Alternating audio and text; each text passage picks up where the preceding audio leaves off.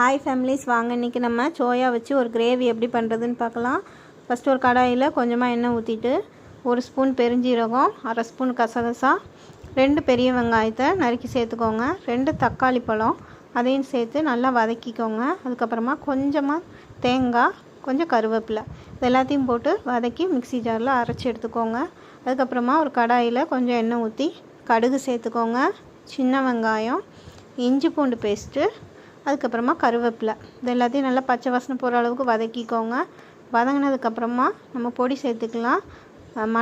மல்லிப்பொடி 2 spoon, மிளகாத்தூள் 1/2 spoon, மஞ்சள் தூள் 1/2 ஸ்பூனு, கரம் மசாலா இது எல்லாத்தையுமே சேர்த்து நல்லா வதக்கிட்டு நம்ம வேக வச்சு வச்சுருக்க சோயாவையும் சேர்த்து நல்லா கிளறி எடுத்துக்கோங்க.